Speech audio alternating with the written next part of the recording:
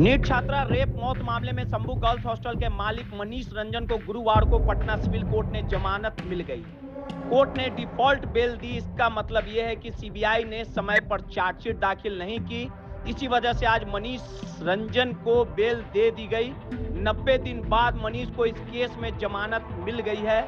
अदालत ने 10 अप्रैल 2026 को स्पष्ट आदेश दिया था कि मामले में 90 दिनों के अंदर चार्जशीट दाखिल की जाए। आपराधिक प्रक्रिया संहिता के तहत यह समय सीमा अनिवार्य होती है, जिसके तहत अगर निर्धारित अवधि में चार्जशीट दाखिल नहीं होती है तो अब आरोपी को डिफॉल्ट बेल का अधिकार मिल जाता है। मनीष रंजन का बेल बॉन्ड आज अदालत में पेश नहीं हो सका। सूत्रों के अनुसार यह प्रक्रिया संभवतः कल पूरी की जाएगी, जिसके बाद उसकी रिहाई का रास्ता साफ हो सकता है। अदालत ने इस लापरवाही को गंभीर मानते हुए न केवल आरोपी को डिफॉल्ट बेल दी, कोर्ट की अवहेलना पर जांच अधिकारी आयोग के खिलाफ विभागीय जांच की अनुशंसा की है।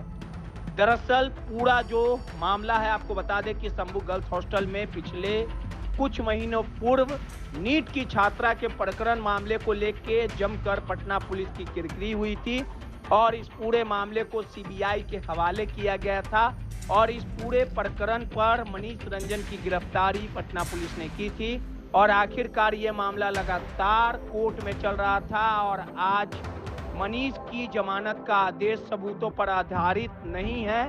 इसका अर्थ है कि आरोपी को मिली राहत तकनीकी आधार पर है, ना कि उसे दोषमुक्त मानते हुए ऐसे मामलों में कानूनी लड़ाई अभी समाप्त नहीं मानी जा रही है। इस पूरे घटनाक्रम के बीच पीड़ित पक्ष और उससे जुड़े हुए लोग अपना रुख पर कायम हैं। उनका कहना है कि वे इस फैसले से विचलित नहीं है और न्याय के लिए आखिरी दम तक संघर्ष जारी रहेगी।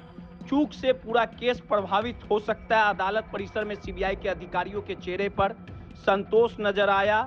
आमतौर पर ऐसे मामलों में एजेंसी पर दबाव होता है, लेकिन इस बार उनका रुख सब कुछ अलग दिखा, जिसमें कई तरह की चर्चाएं भी हो रही है। कानूनी जानकारों का मानना है कि इस तरह के मामलों में जांच एजेंसियों को समय सीमा का विशेष ध्यान रखना चाहिए, क्योंकि तकनीकी चूक से पूरा केस प्रभावित हो सकता है। अब सबकी नजर इस बात पर टिकी है कि आगे की सुनवाई में क्या नया मोड़ आता है और क्या सीबीआई अपनी जांच को मजबूत तरीके से अदालत के सामने पेश कर पाती है या नहीं। दरअसल दिल्ली सीबीआई की टीम को जांच देने की 7 वजह आपको बताते हैं। पॉस्को धारा तक नहीं जोड़ी जांच की शुरुआती कमी।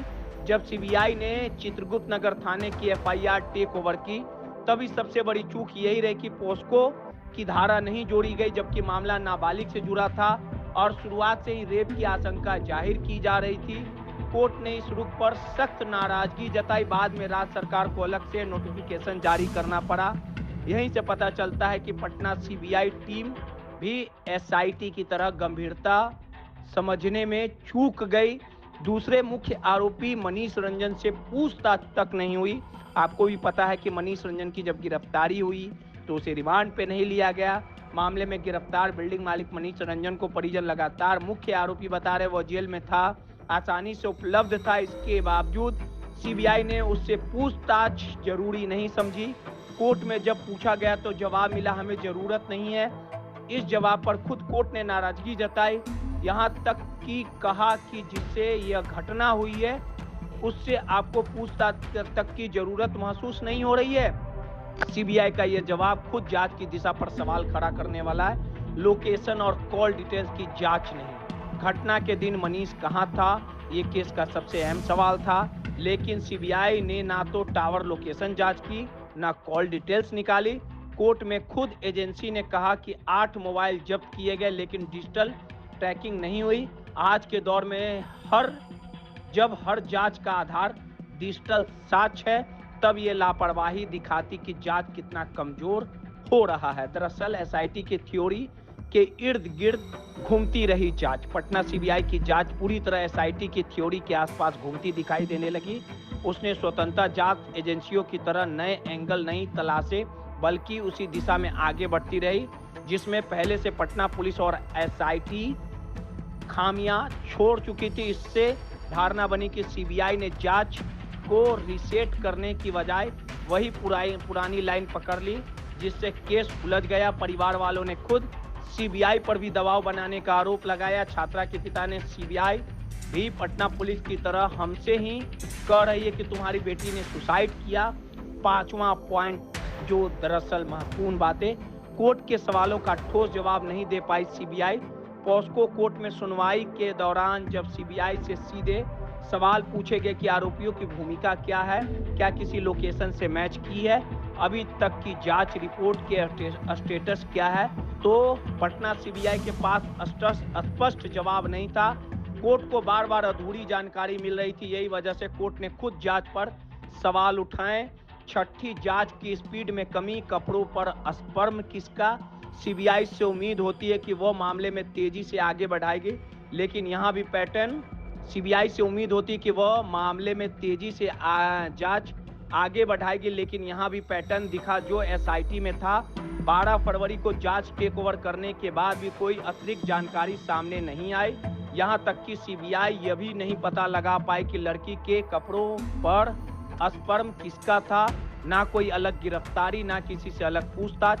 यहां तक कि सीबीआई में एम्स की रिपोर्ट भी मंगाई, जिस पर एसआईटी की पूरी जांच टिकी थी। सातवां पॉइंट, मामला पहले ही संवेदनशील था। मीडिया में लगातार सीबीआई कमजोर जांच, परिवार वालों के गंभीर आरोप, कोर्ट की नाराजगी को देखते हुए जांच को दिल्ली सीबीआई को शिफ्ट किया गया। और इस पूरे घटना को आपको बता दें कि इस पूरे प्रकरण को लेकर लगातार मनीष रंजन को बेल मिल गया। आपको भी पता है कि जब ये पूरा प्रकरण कुछ महीने पूर्व हुआ था, तो शंभू गर्ल्स हॉस्टल में जिस प्रकार से लड़की की संदिग्ध हालत में मौत हुई थी, इस पूरे प्रकरण में पीड़ित परिवार लगातार ये कह रहा था कि पीड़िता के साथ अन्याय हुआ है, जघन्य अपराध हुआ है। और पूरे प्रकरण में एसपी अभिनव कुमार लगातार इसे सुसाइड बता रहे थे, और उन्हीं के रटाया बयान पटना के एसएसपी कार्तिकेय शर्मा दे रहे थे। एसआईटी की थ्योरी पटना से जहानाबाद लगातार घूमते रही। पीड़िता परिवार लगातार एसआईटी से लेकर सीबीआई पर सवाल खड़ा करते रहा, और इस पूरे मामले में चित्रगुप्त नगर प्रभारी रोशनी कुमारी पर भी कार्रवाई हुई थी। एक अपर थाना अध्यक्ष पर भी कार्रवाई हुई थी, हेमंत झा पर। तो कहा जा सकता है कि ये मामला पूरी तरह से हाई प्रोफाइल हो गया। इस पूरे मामले को लेकर कई दिनों पूर्व पीड़ित परिवार ने पटना के गर्दनी बाग में धरना प्रदर्शन किया। सरकार से लेकर सीबीआई, पटना पुलिस की एसआईटी, तमाम लोगों के कार्य सवालों के घेरों पर उठाया, और साफ तौर पे कहा कि आज भी उन्हें बेटी के इंसाफ की लड़ाई लड़ेंगे। ब्यूरो रिपोर्ट, माई पीडीएफ।